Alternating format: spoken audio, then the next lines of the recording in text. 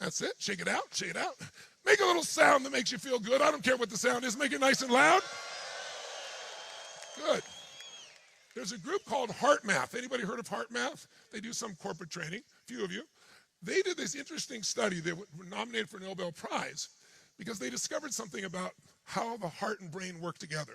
So if you can see up on the screen, this is a real person. This is measuring their EKG and their EEG, their brain waves and the heart waves. The red is the heart, the blue is the brain. The top line is when a person is in a state of frustration. When you're really frustrated, you'll notice your brain and your heart are operating completely differently. There's no alignment, it's jagged, it's all over the place. In that mental emotional state, you will say things in your relationship that you will definitely regret. In that state, you will likely get in a car accident or create some other challenge. Now, the same person, I'm going to show you how to do this in less than 2 minutes, the same person, by just changing their focus. Now remember, where focus goes, energy what? Flows. Whatever we focus on, our energy goes there. So by focusing on your heart, I'm going to show you how to do this.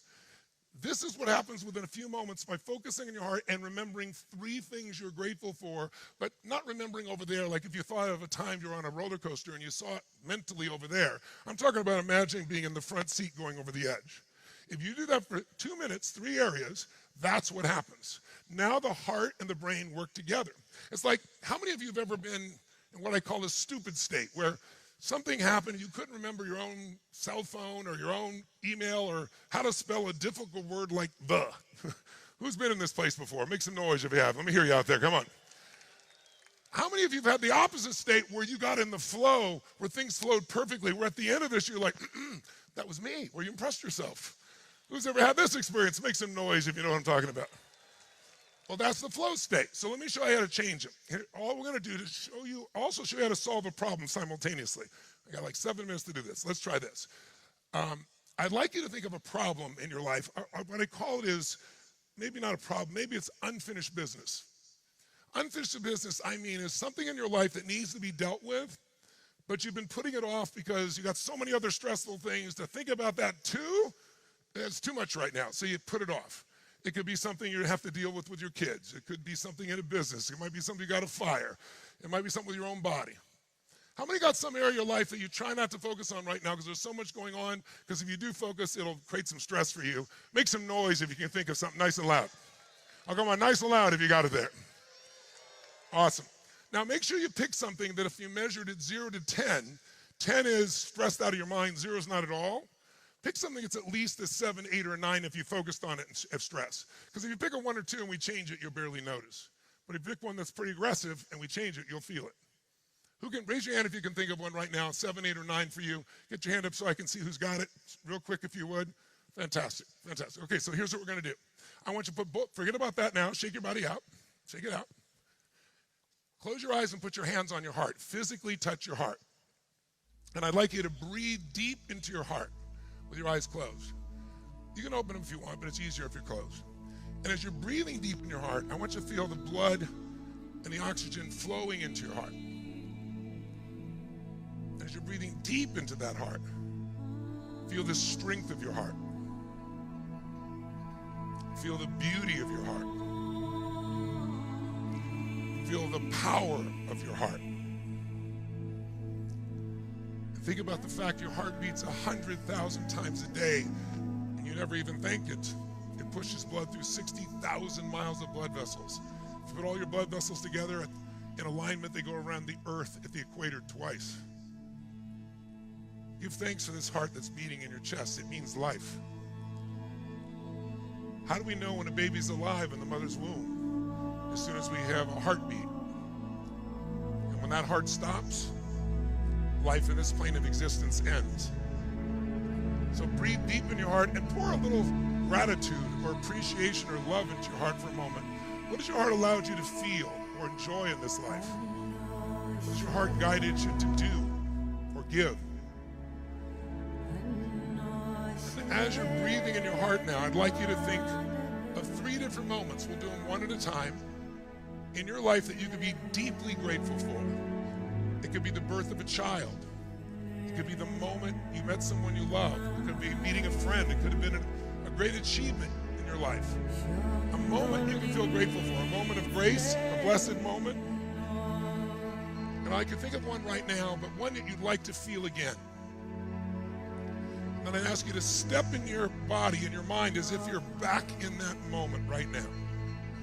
Looking through your eyes in that moment and seeing what you saw then, right now. Hearing what you heard, either what someone said or you said to yourself when you felt so grateful, so appreciative.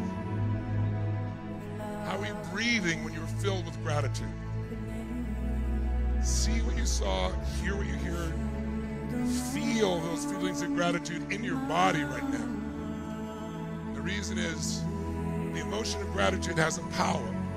The two things that screw us up emotionally are anger and fear. You can't be grateful and fearful simultaneously.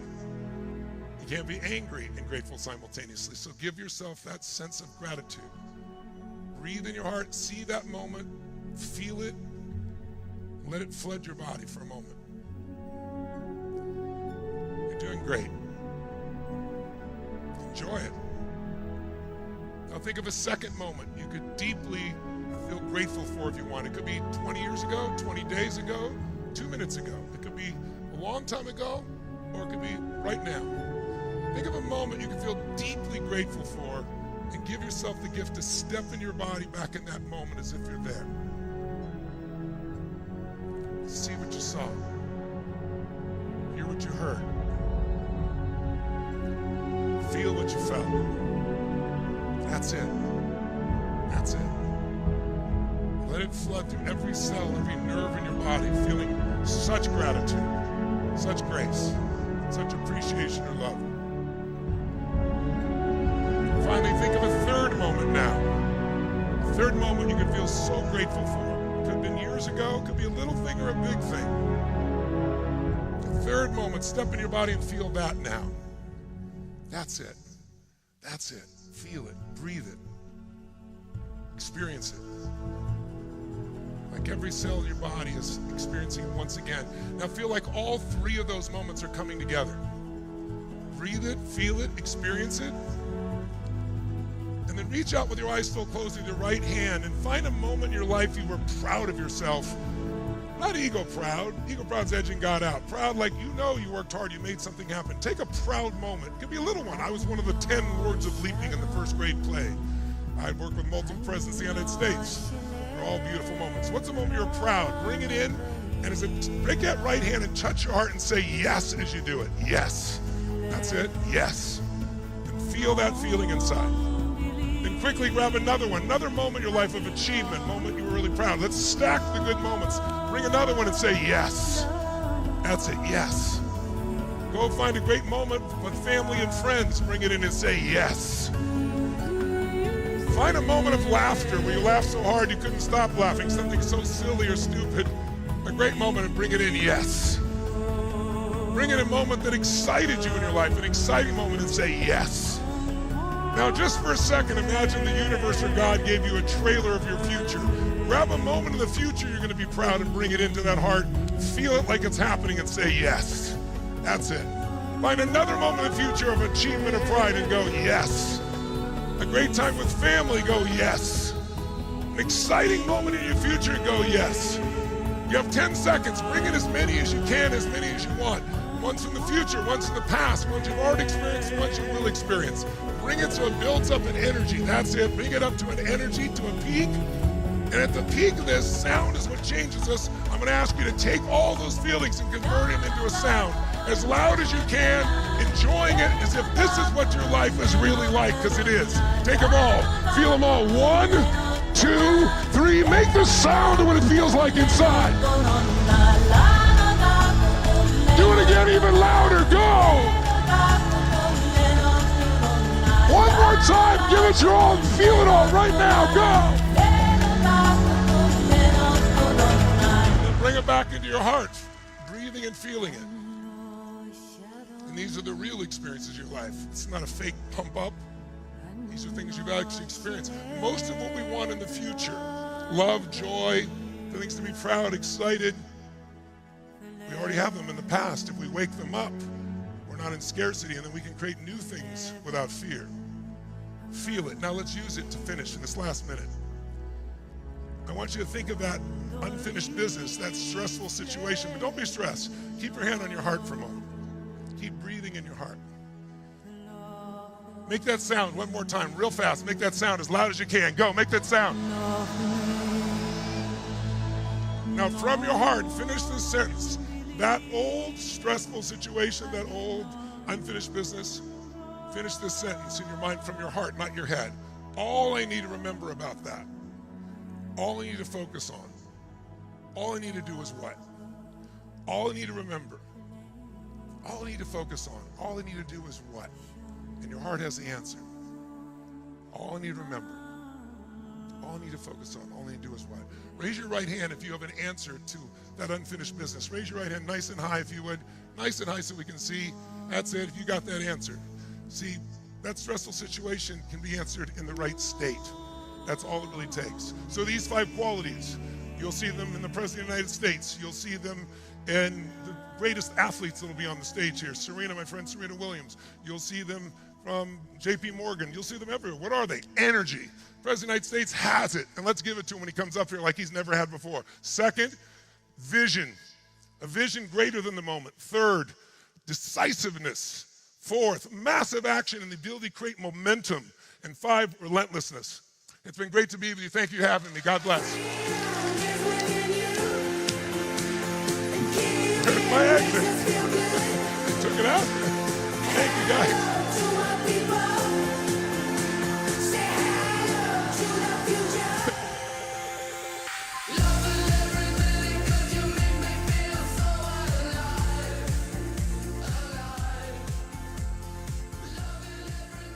When a pioneering investment inspires you to dig deeper and step up to the highest level, that's the PIF effect.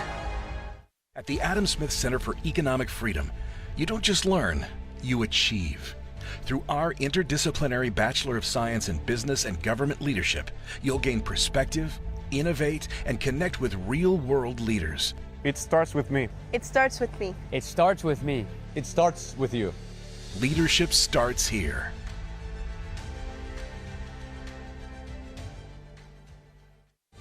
At Corient, wealth management begins and ends with you. We believe the more personal the solution, the more powerful the result. We treat your goals as our own. We never lose focus on the life you want to build. And our experienced advisors design custom-built strategies to help you get there. It's time for a wealth management experience as sophisticated as you are. It's time for Corient. When a pioneering investment inspires you to dig deeper and step up to the highest level, that's the PIF effect. At the Adam Smith Center for Economic Freedom, you don't just learn, you achieve. Through our interdisciplinary Bachelor of Science in Business and Government Leadership, you'll gain perspective, innovate, and connect with real-world leaders. It starts with me. It starts with me. It starts with me. It starts with you. Leadership starts here.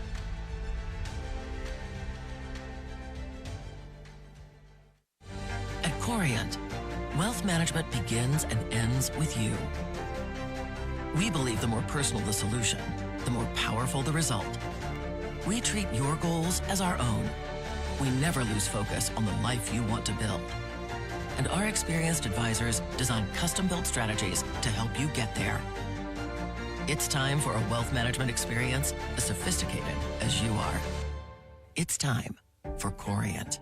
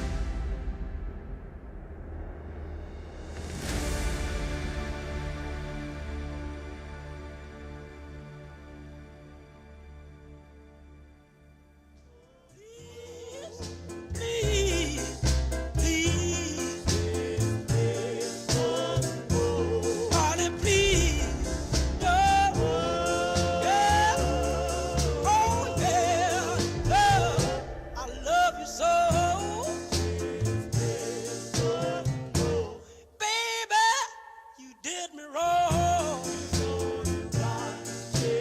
Well, you done me wrong. So you done me wrong. Well, oh yeah, took my love, now you're gone.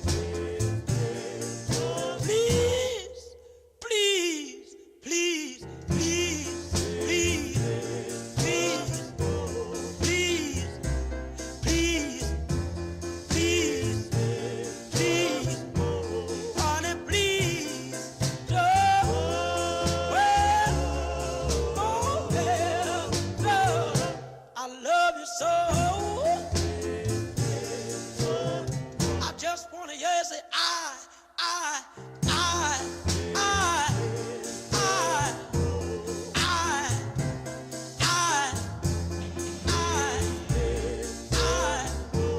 honey, please, don't. Oh, yeah, girl, I love you so. Baby, take my hand. I wanna be your lover man.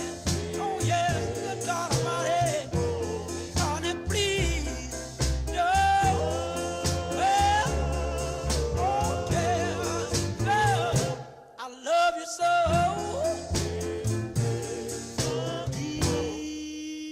Please don't go. Please don't go. Honey, please don't go. Girl, I love you so. Please, please.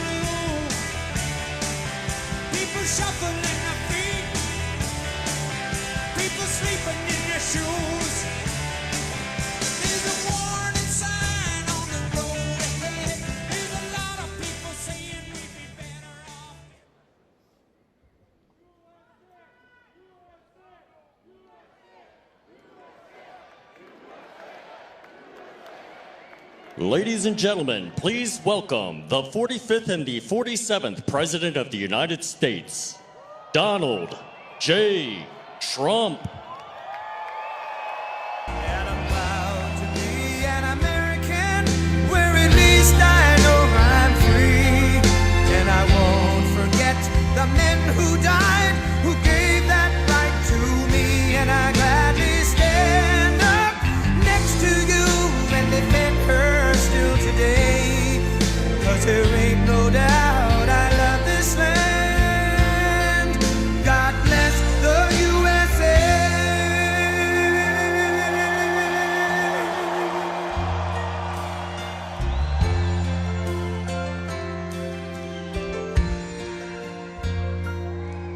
From the lakes of Minnesota to the hills of Tennessee, across the plains of Texas, from sea to shining sea, from Detroit down to Houston and New York to LA, where there's pride in every American heart, and it's time we stand and say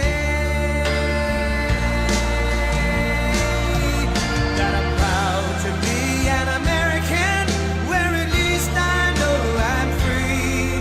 And I won't forget the men who died, who gave that right to me. And I gladly stand up next to you and defend her still today. 'Cause there ain't no doubt I love this land. God bless the USA.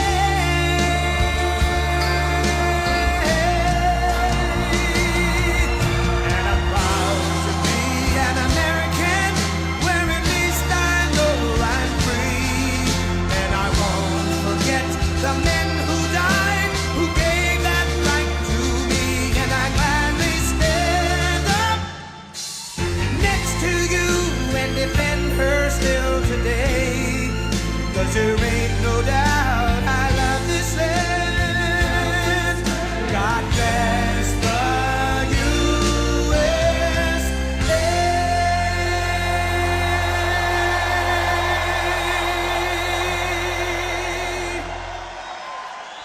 Wow, what a nice group. And I love Miami. I love to be with the people. Many of you are not from Miami, but that's okay too. And I'm thrilled to be back in magnificent Florida, Miami, Florida, with thousands of incredible business leaders and true American patriots. That's what you are. We're gathered today on the one-year anniversary of the single most consequential election victory, they say. This is them, this isn't me. I'm a very modest person, I would never say this. The single most consequential election victory in American history. It's possible. I mean, it's possible. We've done a lot. On November 5th, 2024, the American people reclaimed our government. We restored our sovereignty. We lost a little bit of sovereignty last night in New York, but we'll take care of it. Don't worry about it. We rescued our economy, regained our liberty, and together we saved our country. On that magnificent night, 365 days ago, you know, I was with a group of very important people, and they say, think of it, last week, just last week, 6 days ago, 7 days ago, they said, you were campaigning 1 year ago. I said, no, it felt like I've been in this position for so long. And it's right. At that point, 1 year ago, I was actually campaigning. We did the McDonald's shot. You remember the McDonald's shot? We did the garbage truck shot. And actually, the McDonald's one was the biggest hit in the history of Google. Can you believe that? Number one, the garbage truck did well, but not as well. I guess there's something about McDonald's, right? But it worked, and we won a tremendous election. We won all 7 swing states. We won the great state of Florida, by the way, by 1.4 million votes, which is unprecedented. Biggest victory ever in Florida, including an 11-point victory right here in a place called Miami-Dade County. We won the popular vote for the first time of any Republican in many decades. We won the Electoral College 312 to 226. And we won 86% of the counties in America. That's a big one. 2,700 to 525. I'd say that's called a landslide, right? We got more votes from African Americans than any Republican candidate in history. We also won a record share of votes from the incredible Hispanic American community. There might be a couple of us. Biggest vote in history. And above all, we won a resounding mandate to make America great again, which is what we're doing. And every day since, I've been fighting to turn the promise made into the ultimate promise kept. We're going to do our job. We have a big job to do. We've done really well. I think it's the best 9 months, they say, of any president, and I really believe that if we can have a few more 9 months like this, you'd be very happy, you'd be very satisfied. But it's been pretty incredible, with trillions and trillions of dollars being poured back into our country by other countries and other places and people. 1 year ago, we were a dead country. Now we're a country that's considered the hottest country anywhere in the world. It's the hottest country. We are now in the hottest country anywhere in the world. And I'm pleased to report that today the United States has the strongest economy, the strongest borders, the strongest military, the strongest friendships, and the strongest spirit of any nation anywhere. We have the greatest economy right now. A lot of people don't see that. But if you look at what's happening with all the factories, AI, auto plants all over the country being built, that if you would have thought about that 2 or 3 years ago, you would have said it was the opposite. They were all leaving. Now they're all coming in. They're all coming back and then some. And I think that we can honestly say, and I think you're going to see it even more so over the next 12 months, that this is the golden age of America. This is the golden age. In the prior 4 years, crooked Joe Biden oversaw less than $1 trillion of new investment in the United States. So in 4 years, think of it, less than 1 trillion. That was not doing too good. In 9 months, I've secured commitments of over $18 trillion, and we're going to have $21 trillion within the first year. So Sleepy Joe did, think of that. In 4 years, he did less than $1 trillion. We're going to have 21 trillion in 1 year. I would say it's slightly better. Slightly, just a little bit better. The stock market is set 40-time all-time record highs, and just recently, record high, record high, record high. All of them, all of the different exchanges. GDP growth in the second quarter was an amazing, almost 4%. And as you know, they said, oh, it'll be 2% or 1%. And it's been really helped a lot by the tariffs. It's been really helped incredibly, because this is really a transition period. We went from a horrible, failed country to a tremendous success. It's a transition, and yet we did almost 4%, triple and even quadruple almost every other country anywhere in the world. Think of that. In the third quarter, we're on track to achieve an estimated 4.2, maybe more, who knows. I think if you go a couple of years out, you're going to see numbers like you've never seen, because all of these places that are now under construction, they're being built, they're going to be open, and thousands of jobs, hundreds of thousands of jobs are coming in, even building them. But when they open, that's when you're really going to see the numbers. We're building some of the biggest buildings ever built anywhere in the world. The AI buildings, you know, they can cover, they show displays of them. They can cover the island of Manhattan. They're so big. They literally can cover the island of Manhattan. In 9 months, we've lifted over 600,000 Americans off of food stamps, which is a record. 1.9 million more American-born workers are employed today. Think of that. Almost 2 million American-born workers are employed today, more than when I took office. That's 9 months ago. Can you imagine that? And I tell Republicans, if you want to win elections, you got to talk about these facts, you know. It's really easy to win elections when you talk about the facts. And we have more people working now than at any time in the history of our country. Right now, we have more people working. These are things you have to talk about. It doesn't just happen. You got to tell them. It's wonderful to do them, but if people don't talk about them, then you can do not so well in elections. Wages for workers are rising at the fastest pace in over 60 years. Those are workers, and that's what we love. We love the workers. Since I took office, wages for the typical factory worker are up $1,300. Construction workers' pay is up $2,200, and miners are up nearly $5,000 this year alone. And that's good because it's not, such an extra cost to the company. It really isn't. Somebody goes, oh, what's going to cost more? The fact is that they're doing such business like they've never done. You're going to start seeing numbers coming out very soon that are going to blow your mind. Under Biden, we had the worst inflation in modern history. We had inflation that was so bad, costing the typical family about $33,000 over a period of time. Their policies send food prices up 23. They come in, when I first came in, I was in for 3 days, and one of the fake news members, they're all back there. That's a lot of press. Fake news. They said, egg prices are through the roof. I was there for 3 days, and this maniac, this lunatic person, happened to be a woman. Sir, what are you going to do about egg prices? And they'd gone up like 4 or 5 times. I said, well, you just told me it has a problem. And people weren't buying Easter eggs. You believe it? I said, we're buying Easter eggs for the White House, for the egg hunt, the famous egg hunt. But within a couple of months, we got them down. We have a great Department of Agriculture headed by Brooke Rollins, and we did a great job, and we got them down to the level they originally were a long time ago. Now we have that in just about everything. And if we don't have it, we get them down. Their policies sent food prices soaring 23%, the Biden policies. And it wasn't him. It was the people surrounding him around the desk. He didn't know what the hell he was doing. Biden. How the hell did that happen? Well, I know how it happened. A rigged election. That's how it happened.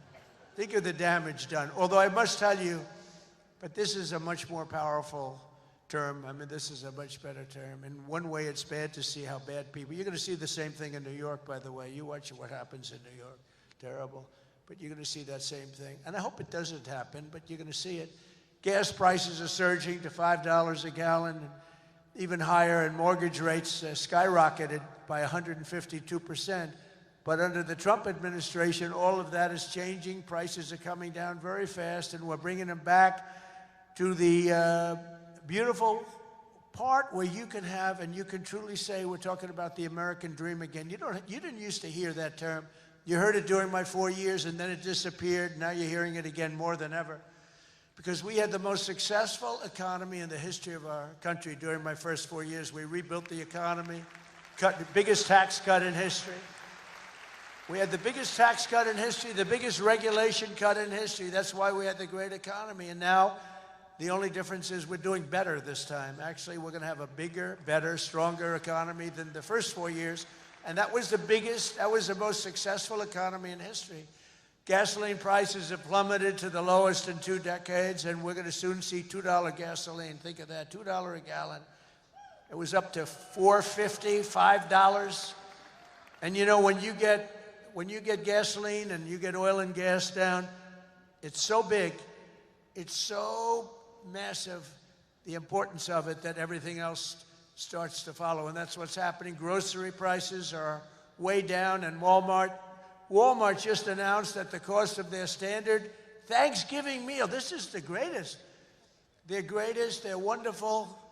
They come out every year with how much does the Thanksgiving meal cost compared to last year, right? And it always goes up, up, up. It's 40%, 30% more. Is 25% lower than 1 year ago. Isn't that great? That's a big deal, Rima. That's a big deal. I don't know if they care about that in Saudi Arabia, but here it means a lot. We got the princess here from Saudi Arabia. She's got a lot of cash. Serious cash, and she's a great person. So she doesn't care about the price of a turkey is down a little bit, you know, she doesn't have to worry about it. Since March, the price of eggs is down 85%. Energy prices are down, interest rates are down, despite the fact that we have a total nincompoop at the Federal Reserve. It was recommended by one of my real great people, who I'd never spoke to again. And the cost of the typical new mortgage is down by nearly $3,000 a year.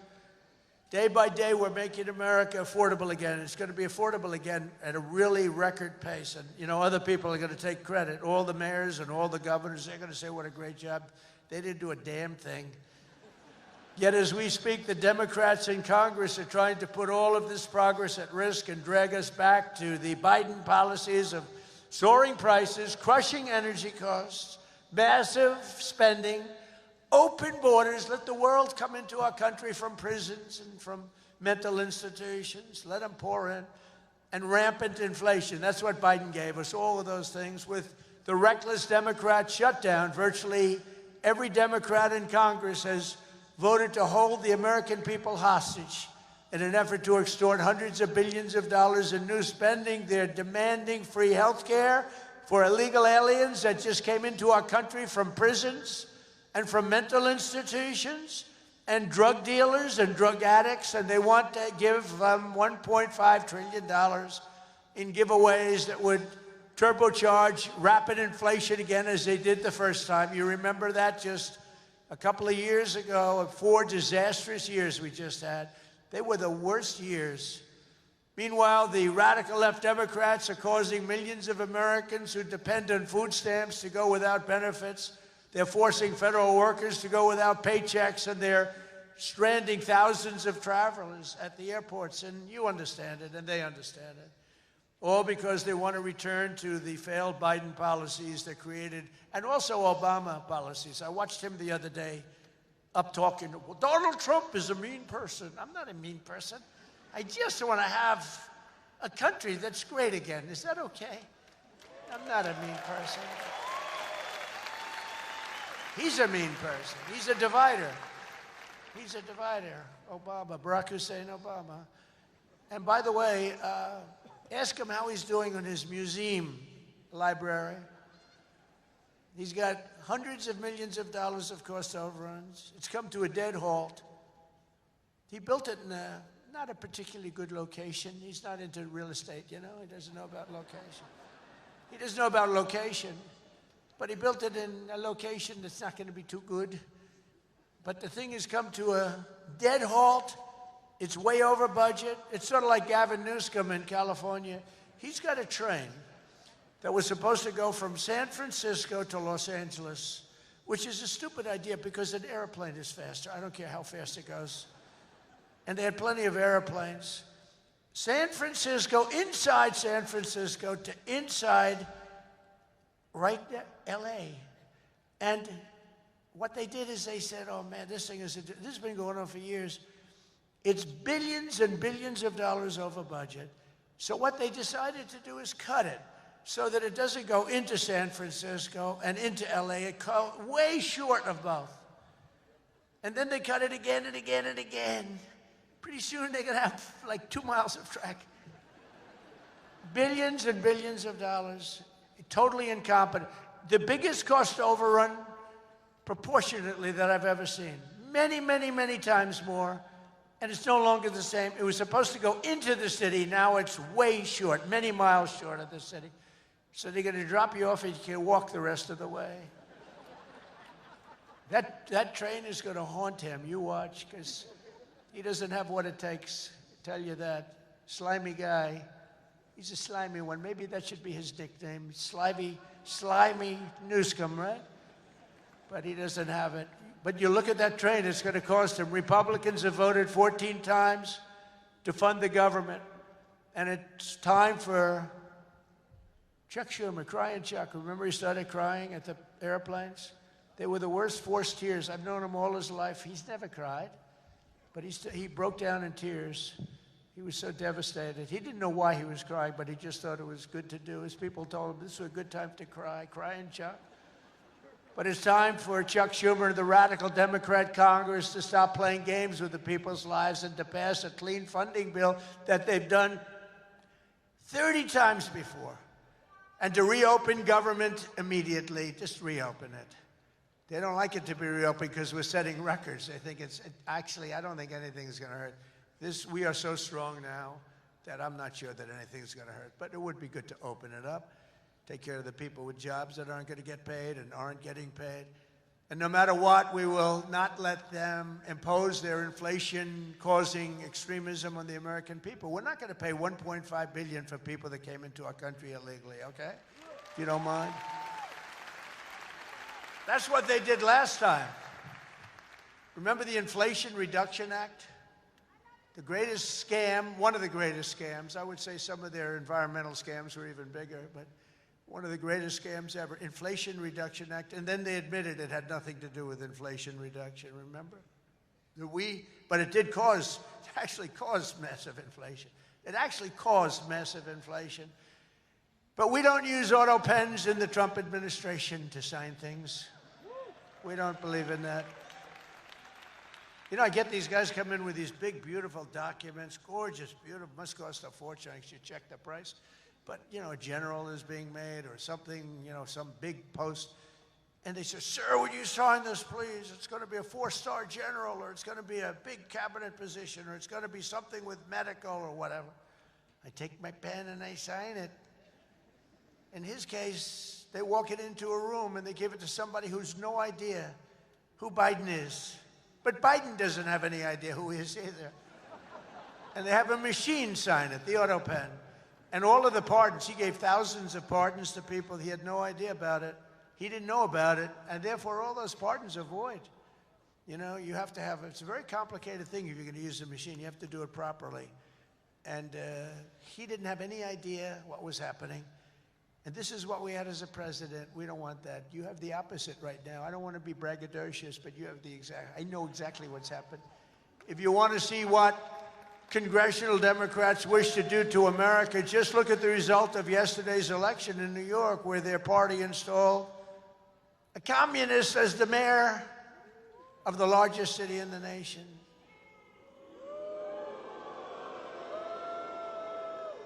Remember, I've said we will never have a socialist elected to any post in our country. I used to say that, and I was right. We skipped socialist and we put in a communist instead. That didn't work out too well. But as I've warned for many years, our opponents are hell-bent on turning America into a communist Cuba or socialist Venezuela, and you see what happened to those places. For generations, Miami has been a haven for those fleeing communist tyranny in South Africa. I mean, if you take a look at what's going on in parts of South Africa, look at South Africa, what's going on. Look at South America, what's going on. You know, I'm not going to, we have a G20 meeting in South Africa. South Africa shouldn't even be in the Gs anymore, because what's happened there is bad. I'm not going. I told them I'm not going. I'm not going to represent our country there. It shouldn't be there. Take a look at what's happening in different parts of South America. Take a look at what's happening in different parts of the world. But now the Democrats are so extreme that Miami will soon be the refuge for those fleeing communism in New York City. They flee.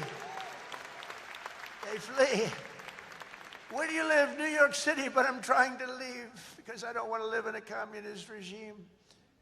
I hope it works out for New York. I love New York. I love New York. When I left New York for the White House, it was good, except we had, you know, the telltale signs of trouble because we had a guy named de Blasio. Do you ever hear of him as mayor?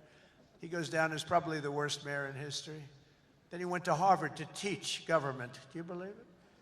They took de Blasio, and they took that mayor from Chicago, the woman, the one that gets her hair done very expensively, right? Beautiful hair. She got beautiful, luxuriant hair. And they took her, and she's teaching at Harvard. They're teaching government. And then you hear about Harvard. We're trying to work a settlement with Harvard right now for about, like, a lot of money. I won't tell you what, but you'll be reading about it pretty soon. Because what they've done to Jewish people and what they've done to others is pretty bad, I'll tell you. It's pretty bad. Going to cost them a lot of money. After last night's results, the decision facing all Americans could not be more clear. We have a choice between communism and common sense. Does that make sense to you? Common sense. It's common sense or communism. And you know, you take a look back 1,000 years, it hasn't worked. If it worked, we'd be using it, I guess, but it hasn't worked. Our opponents are offering an economic nightmare. We're delivering an economic miracle. We have delivered in 9 months. This is the biggest investment of funds in a country in history by many times. That's good. They want higher spending for government and illegal aliens. We want bigger paychecks for American workers and American families, and that's what we're delivering. You see that? They stand for crime and chaos and corruption. We stand for law and order and justice. Also, strong borders. Boy, do we have strong borders. They put America last. We put America first. We put America first. And as long as I'm in the White House, the United States is not going communist in any way, shape, or form. We'll stop it. We're going to stop it. Stop this nonsense. You know, I said they were voting last night. You could have a communist or a thug. A communist, and they took the communist, you know. It's pretty amazing. We could have done a little better in terms of candidates. From day one of my administration, I've been fighting every single day to turn around the catastrophe we inherited to make America the best place on the planet Earth to do business, and that's what it is. Right now, we're the #1 place. I'm getting plants approved in 2 weeks. It used to take 20 years before they got rejected. You'd have young people start off. Their whole business was getting a certain plant accepted. 22 years later, they're ready to retire, and they haven't gotten it. And then they go to a vote, and they get rejected after 22. They wasted a whole life looking for an acceptance. We do it in 2 weeks. We make sure it's good. We make sure it's great and proper, environmentally sound. It takes 2 weeks. My goal is to have the best tax rates, the lowest energy costs, the lowest regulatory burden, the most advanced technology, and the fairest trade deals anywhere in the world. You know, we're leading China. We're leading everybody by a lot in AI. And this was my idea, so I'm very proud of it. I said, build your own electric. People would come. We need more electric grid, sir. The electric grid's 200 years old. We need more electric grid. It's old. The electricity that the AI plants need alone is double the entire electricity that we have in the country right now. Can you believe it? So I had this idea. I said, we can't fix the old grid that much. We'll fix it up. We'll keep it going. A little Band-Aid here, a little Band-Aid there. It's old. And I said, here's what we're going to do. We're going to let these geniuses build their own electric generation. So they are building their own electric utility plants. They become a utility, if you think about it. They're building the utility and the electric right alongside. This is where they have their transformers and everything. They're building the most expensive electric plants you've ever seen, generating plants. Some by nuclear, some by oil and gas, some by coal as a substitute. They're building them right next to their plant, and they're incredible. People say they've never seen anything like it because these minds are genius. To them, an electric plant is not complicated. To them, an electric plant is better than the people that produce electricity, although Florida Power and Light is doing a lot of plants for people. They're pretty advanced, I have to tell you. But they're building their own juice next to the plant. Isn't that sort of a cool idea? And you know, when I first proposed that, they came into my office with, you know, they have unlimited money, but they were trying to figure out how they can build it because they had no electric of any consequence. And they said, you're going to build your own plant. I'm going to get you your approvals in 2 weeks, 3 weeks, maybe a month if I'm slow. We have a great man, Lee Zeldin, in charge of the environment. He's incredible. And he's tough, too. He's very tough. But they have their approval in 2-3 weeks. You know, they're dealing with the best experts in the world. They know what they're doing.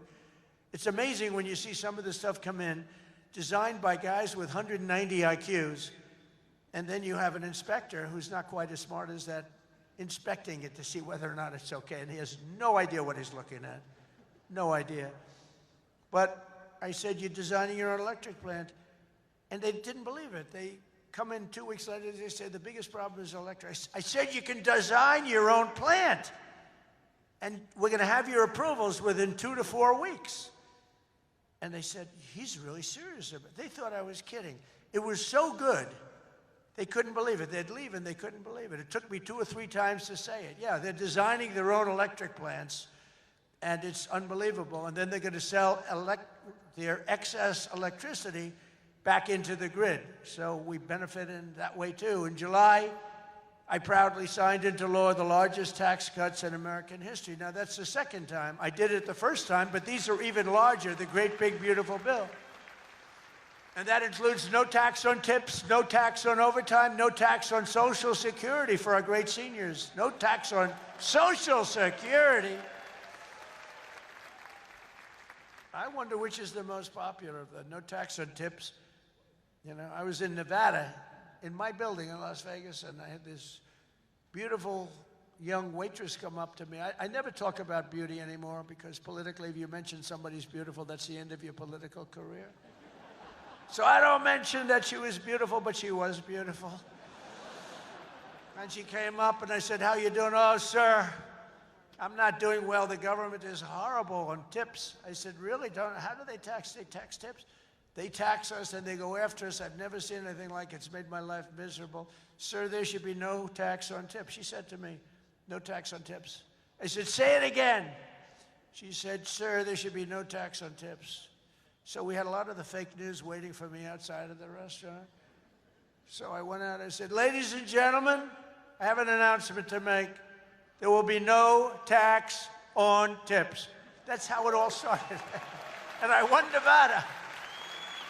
I won Nevada. Because, you know, in Nevada, every job is basically, you know, you're a waitress or you're working in a hotel. No, that's how it started. So it was amazing. We won Nevada easily, which is usually not a stronghold for Republicans, but it's become a stronghold. So I want to thank the waitress. She did a great job. But when she said those words, "Sir, there should be no tax on tips," it's amazing. Somebody else would hire a consultant, pay them millions and millions of dollars. They'll come back.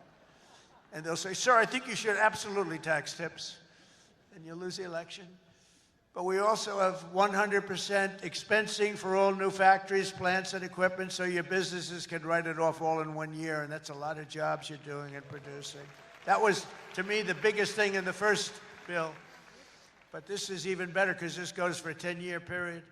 Upon taking office, I signed an executive order requiring that every new regulation, every time we issue a new regulation, think of this, 10 old regulations must be eliminated simultaneously.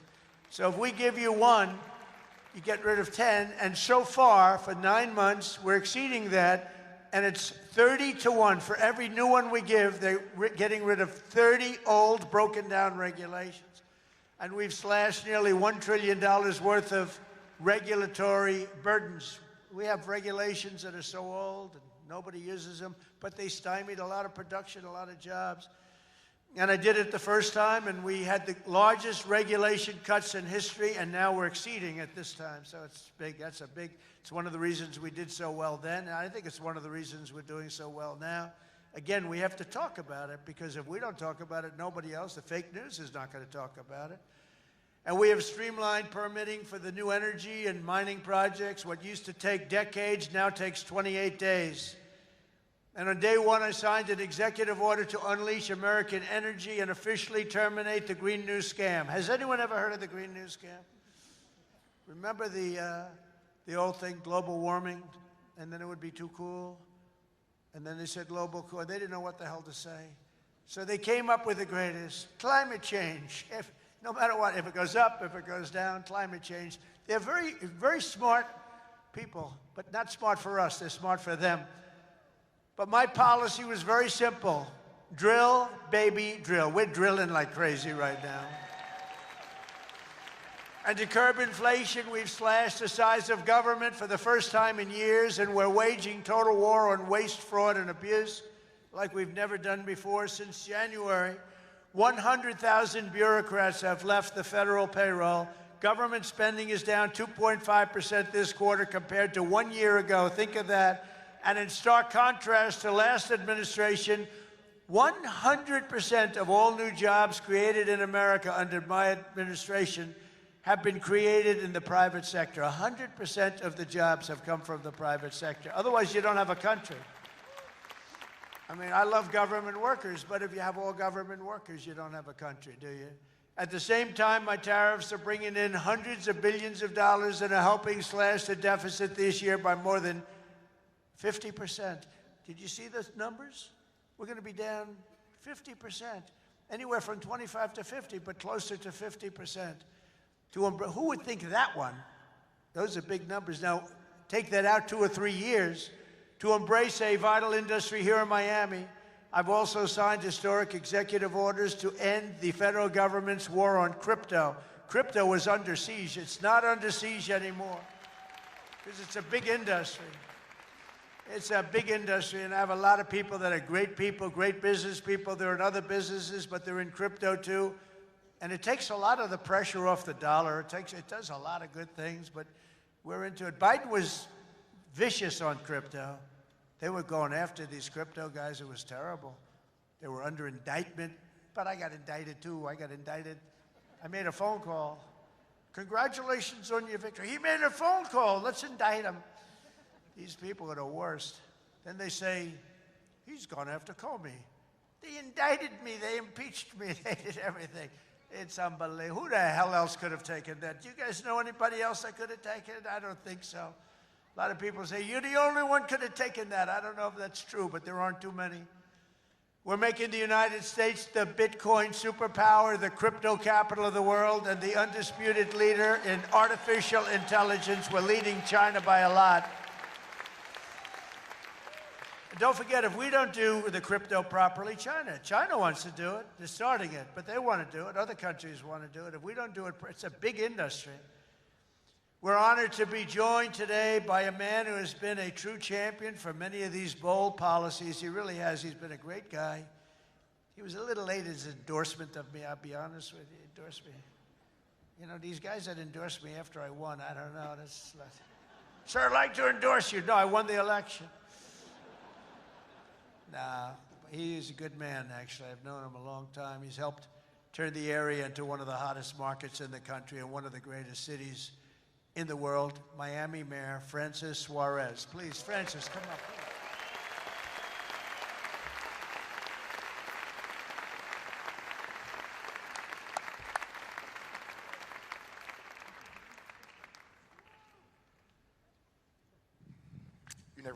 You're never gonna let me forget that one, huh? Thank you, my brother. Thank you, Mr. President. Just a little shorter than you are. Oh, it's truly a great honor to be here with you this afternoon and to have you here once again in the great city of Miami. Your leadership and your vision have shaped not only our nation, but also the future of our city. Miami's success today is rooted in the values that are deeply American: opportunity, freedom, safety, and innovation. These are values that you have championed with conviction, and they are the same values that have made Miami a symbol of what's possible.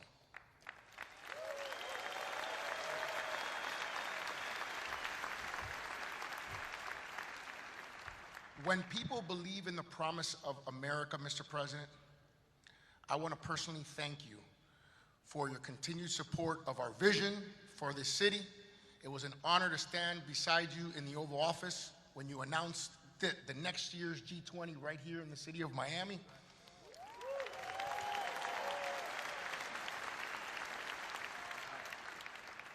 Thank you for choosing our city to host what is perhaps the most important and consequential gathering of leaders from around the world. Miami has come a long way, and we will rise to the occasion, Mr. President. On behalf of the people of Miami, it is my privilege and honor here, on behalf of my wife, the America Business Forum, Nacho, Sergio, and everyone, to give you like real estate, right? I do. Yeah. This is a key that opens some really nice presidential library real estate.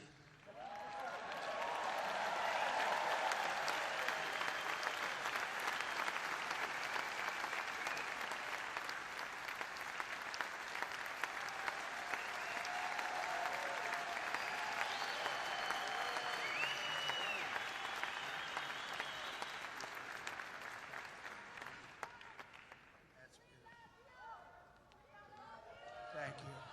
Thank you very much, Francis. I appreciate it.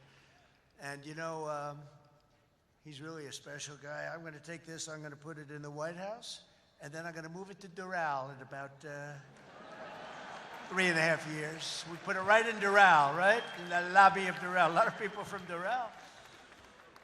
Well, thank you. That's a great honor. I also want to thank a man who's been unbelievable in terms of Israel and so many other things. You know, he was a great real estate developer. He had a great personality. And you need a personality for this. And I said, he's just as good as there is, and he's done so well. And you look at what's happened with Israel. We have peace in the Middle East. Can you believe it? Peace in the Middle East. And he's special envoy Steve Witkoff. Steve, where are you, Steve? Wherever you may be. Where are you? Steve, thank you. What a job you've done. Thank you very much. What a job he's done. That guy's got that personality. Now, I wanted a deal maker, but, you know, a lot of deal makers don't have good personalities. You end up in a war. They make the deal, but you end up in a war. This guy, everybody loved him for years. I've known it. And he was the right guy for the job. Peace in the Middle East. 3,000 years. They've never had peace in the Middle East. We're going to have it, too. We're doing well. Just keeps going along. And we just had a meeting. It's even more and more so. And so many people in this room are very much into Israel and the Middle East. And it's been amazing what we've been able to do, and you've done such a big part of it, along with a very special young genius named Jared Kushner, who helped you so much. Stand up, Jared. And he's the father of the Abraham Accords, right? He's the father of the Abraham Accords. And by the way, my granddaughter, Arabella, would you stand up, Arabella? She looks so great. I said, how are your marks in school, Arabella? Grandpa, I have all A's and A pluses, you know that. Like it was a stupid question I asked her, right? We're proud of you, Arabella. Jared, thank you. What a great job. And we have a lot of people joining now the Abraham Accords. And hopefully we're going to get Saudi Arabia very soon, but I'm not saying that. I'm not lobbying. No, but we have a lot of people. We have a lot of people that are coming aboard. You know, the key was when we took out the nuclear capability of Iran, all of a sudden everybody said, wow, that was nice. They've been wanting to do that for 20 years. Saudi Arabia's ambassador to the United States, Princess Rima, thank you very much. Please, stand up. Thank you. Thank you very much. Say hello to everybody. Say hello to a great group of people in Saudi Arabia. Thank you. Stephen Miner, Mayor of Miami Beach. Stephen Miner. Where is Stephen? Thank you, Stephen. Thank you. Good job you're doing. Excellent. Thank you, Stephen. The Mayor of Coral Gables, Vince Lago. Vince Lago. Thank you. Thank you. Great job, Vince. The Mayor of Doral. I love Doral. And I like this woman a lot. Christy Fraga. Christy. Where's Christy? Thank you, Christy. I like Doral. We also have Commissioners Damian Pardo, Laura Dominguez, Ralph Rosado, Miami-Dade Supervisor of Elections, Alina Garcia, the President of FIFA, Gianni Infantino. FIFA, where's Johnny? Whoa, Johnny, my boy. I didn't know he was going to be here. He's big stuff. And the world, look, you know, Johnny and I worked the deal originally, and it looked like I wasn't going to be president because it was in this term, right? So when they rigged the election, I said, oh, man, I have to run again because I want to be president when they have the World Cup, right? And look what happens, Johnny. I'm president when we have the World Cup. It wasn't supposed to be that way. But I can only tell you that the tickets are selling at numbers and record like they've never sold ever before. I heard you just told me that they're doing record business, right? We had the World Cup coming.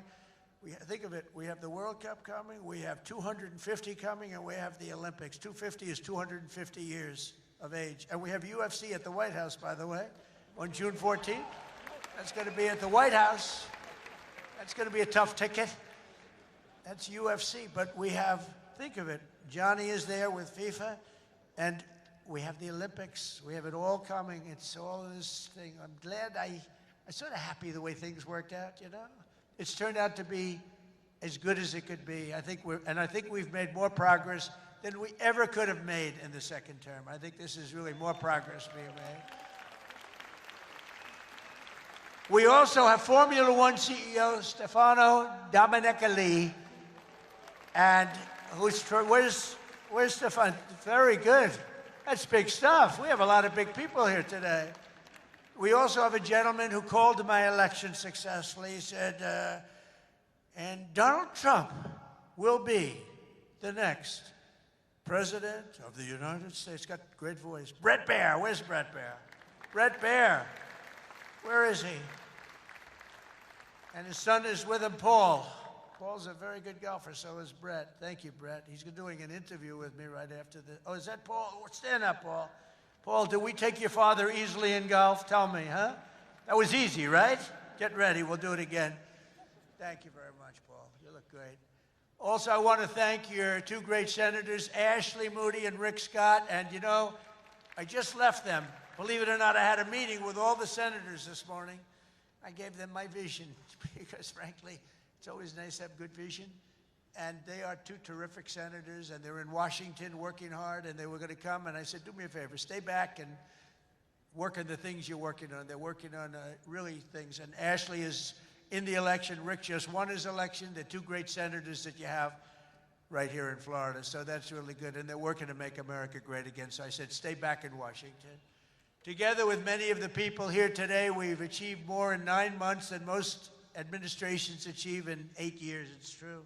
We've really done a lot. We inherited the worst border in history, and within a matter of weeks, we turned it into the strongest border anywhere in the world, and they have some pretty strong borders, but we have literally no people coming through. They do come in. They come in legally. You know, we want people to come in. We want to make it real easy for them, actually, but they come in legally. So you have to know that. We just don't want criminals coming in. We don't want people from prisons. We don't want prisons dumped into our country like Venezuela did. They emptied their prisons into our country. We don't want that, right?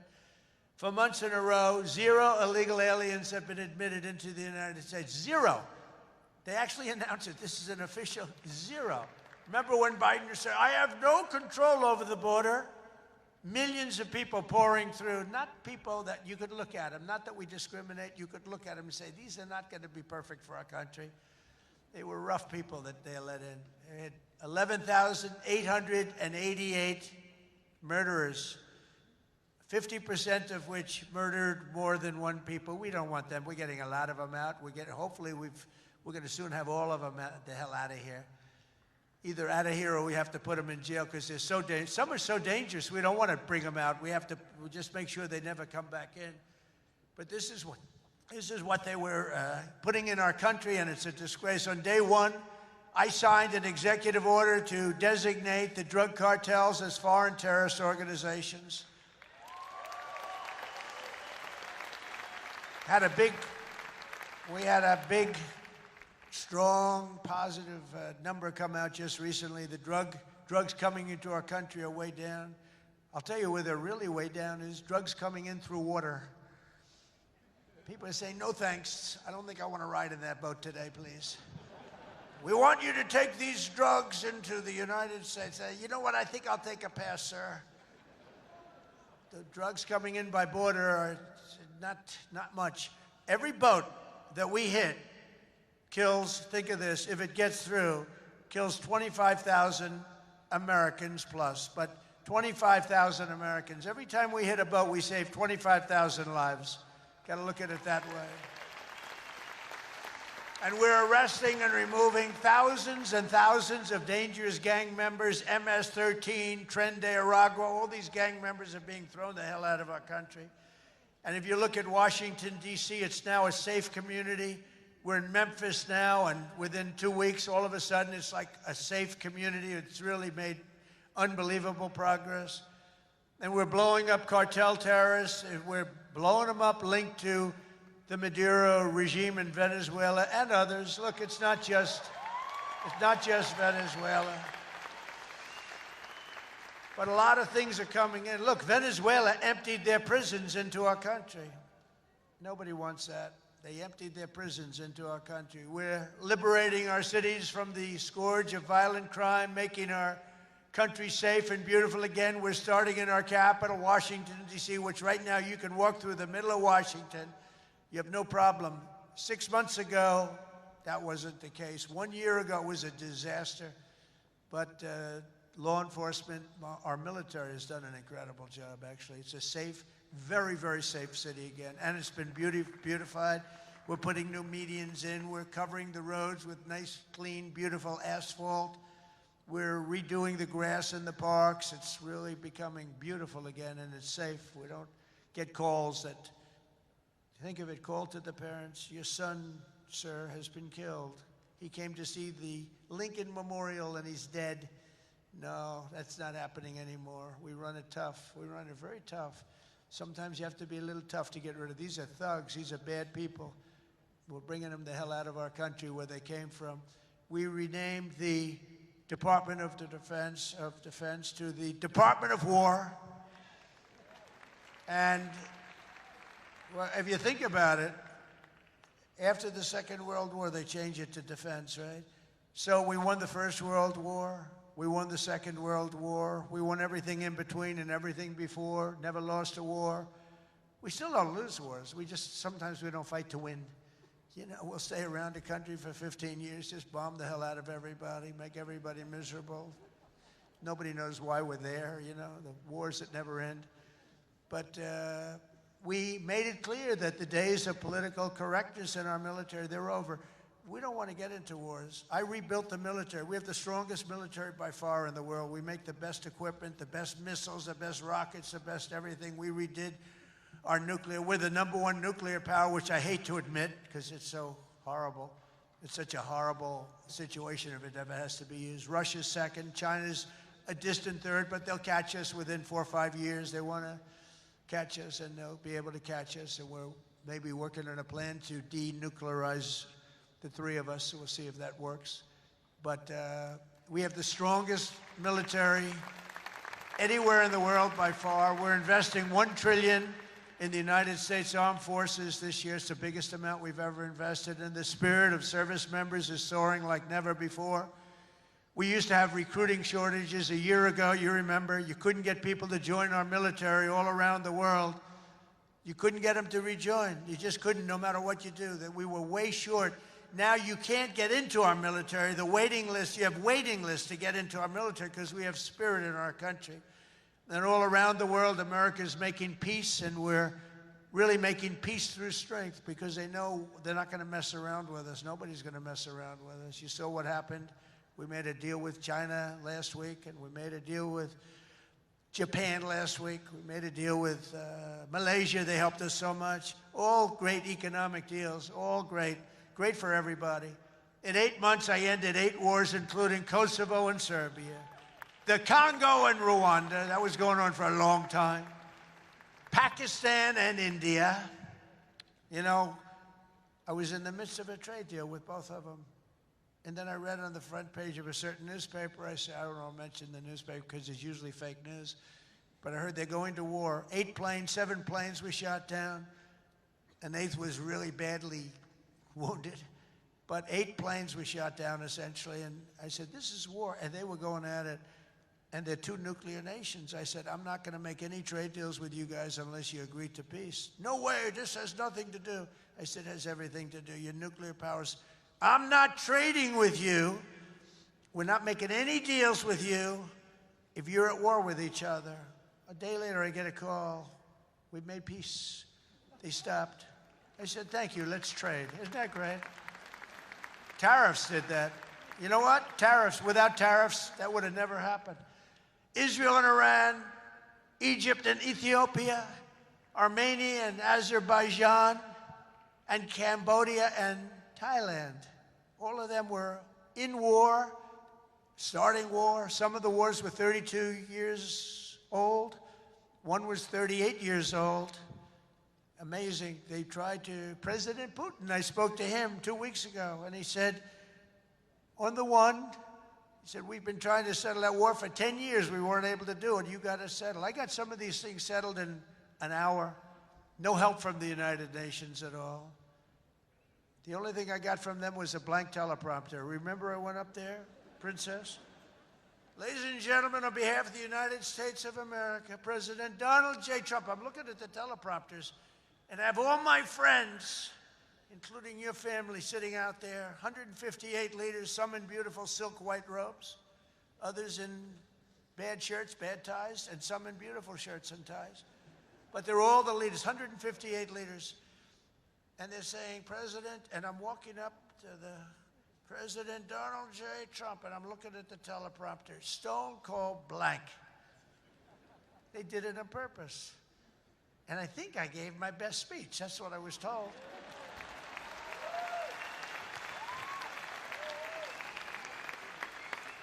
But it still wasn't a great feeling. I'm walking up very slowly, you know, I'm 20 feet. I'm trying to walk slowly because I see it's not working. They're dead. They did it on purpose. But it worked out okay. Not great people. Most important of all, for 4 weeks ago, and this is very important, we brokered the historic peace deal that ended the war in Gaza. And it's a serious end, too. You know, I read a lot of people, oh, it's very tenuous. Jared and Steve, I don't think it's tenuous to you. I hope it isn't, because otherwise I'll have to cross it off. I'll have to say I only ended 7. But that was a tough one, right? That was a tough one. But there's nothing tenuous about it. It's a serious end. Gaza has been a disaster for so many years, and I think it's an end. I think you're going to see some tremendous things happening. We just had a meeting just before I got up, and some great things are happening. And with Israel and peace in the Middle East, it's amazing, actually, what they've done. And what you two guys have done have been incredible. True. On day 1 of my administration, I signed an executive order to slash federal funding for any school that pushes critical race theory or transgender insanity on our youth.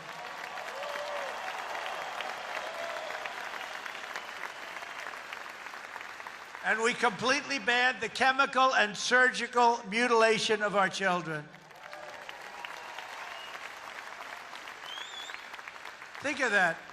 Can you imagine somebody 15 years ago saying we stopped the surgical mutilation of our children? We stopped the chemical mutilation of our children. Can you imagine that? They would have said, this guy's crazy. And now you're saying, thank you very much, because you know it's true. How about this one?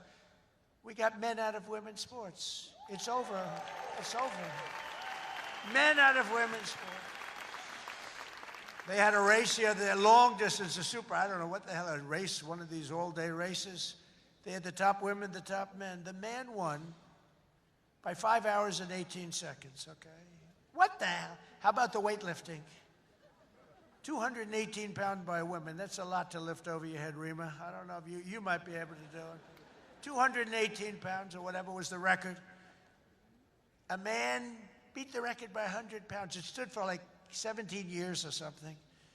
A man beat the record by 100 pounds. He was a failed male weightlifter, but as a female, he did very well. That's a record that won't. This is a thing that stood. They'd put a quarter of an ounce and a quarter of an ounce on each head. 18 years the record stood. Then a guy comes along, ping, ping. This is the crazy. These people are crazy. And Mandami, whatever the hell his name is in New York. No. He thinks it's wonderful to have men playing in women's sports. The swimming's good too, you know? You know the story? Records are being beaten by numbers that nobody's ever seen, nobody ever thought possible.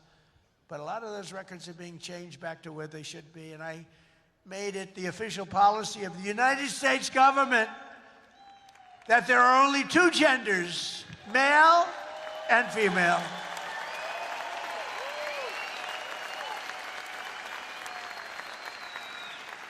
And we're restoring the name of a great president, William McKinley, to Mount McKinley, the beautiful Alaska mountain I renamed. Think of that. They took the name of McKinley. He was a great president. He was assassinated. He was a great president for tariffs. He was the tariff king, and he made our country very rich. And then Teddy Roosevelt spent the money on the Panama Canal and many other things. And everyone thinks Teddy was a great president. He was. But the one who built all that money was McKinley. So we renamed the mountain back to Mount McKinley. Is that okay? I think so. You know, I'll tell you what, who's happy about that is the great state of Ohio. He was governor of Ohio and became president, did a great job, made the country very rich. He was killed. Mount McKinley was named, and then the name was taken off, and we put it back on. And I renamed the Gulf of Mexico to the Gulf of America. That was an easy one. That was an easy one, Johnny. That was easy. You know, I looked, we have 92% of the shore. I used to say when I was a child, I'd say, how come it's called the Gulf of Mexico? It's mostly America. You know, all the way, it wraps around Florida, all the way up. It's 92% of the shoreline. I said, I think to me it's the Gulf of America. Little did I know I'd have the chance to do it. I did it very quickly. For years, our country was run by radical scoundrels and far-left bureaucrats who created one catastrophe after another, wrecking our economy, erasing our borders, and surrendering America's power and standing all over the world. But after just 1 year since that glorious election, I'm thrilled to say that America is back. America is back. Bigger, better, stronger than ever. And in conclusion, jobs are returning, businesses are booming, and America is respected again, perhaps like never before. Our country is respected again like never. They were laughing at our country. We had a guy who couldn't walk up a flight of stairs. He kept falling.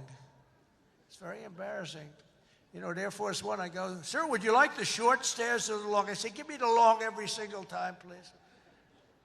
The short ones, they call them the children's stairs. I don't want the children's stairs.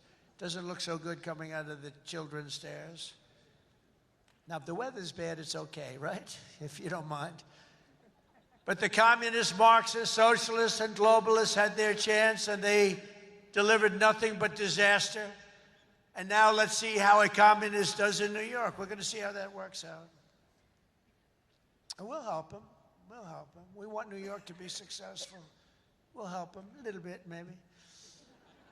For all of these failed and discredited, really discredited if you think, ideologies of the past, their day is over, their grip is broken, and their time is absolutely done. The golden age of America has begun, and we are just getting started. It's a golden age like you've never seen before. From the steel mills of Pittsburgh to the oil wells of Houston, from the car plants of Detroit, and those car plants are pouring into our country, to the coal mines of West Virginia, those coal mines are opening up one after another. Clean, beautiful coal. You're not allowed to use the word coal unless you say, in my administration, unless you use 2 words before it. Clean and beautiful. Biden would say, unless you use 2 words before it, here you go, clean. He said, what happened to the other word? Remember those things? He'd say 3 words and mean 2. But the West Virginia mines are doing unbelievable now. Wyoming is doing unbelievable. It's clean, beautiful coal. And from the bright lights of Las Vegas to right here in beautiful Miami, America is proud. America is confident. America is growing and successful. America is a great nation again. We're a great nation again. It's happened faster than I thought. I'll be honest again. We're respected by everybody. We are really, you see the way I get treated. I get treated that way. I guess a little has to do with me, but a lot has to do with the fact that I'm representing this country. America is respected again. America is a great nation again. The American dream is surging back to life, and we will never let the American dream die. Together we will make our country stronger, richer, safer, freer, and greater than ever before. And every day my administration will fight, fight, fight, and America will win, win, win. I want to thank you, Miami. I want to thank you, Mr. Mayor. I want to thank everybody for being here. God bless you, and God bless America. Thank you very much. Thank you, everybody. Thank you.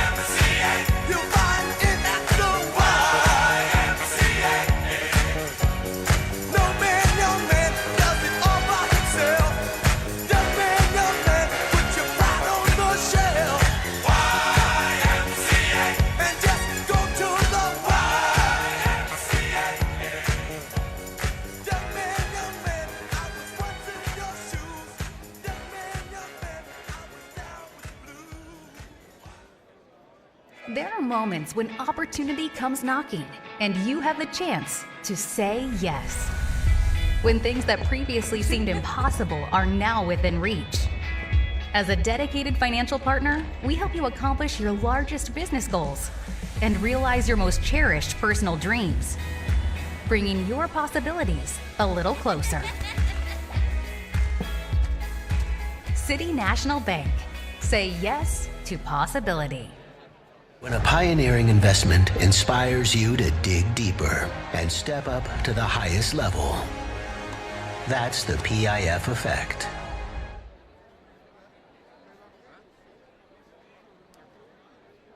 Our live broadcast to the world will resume shortly. The America Business Forum continues with the live show after the countdown.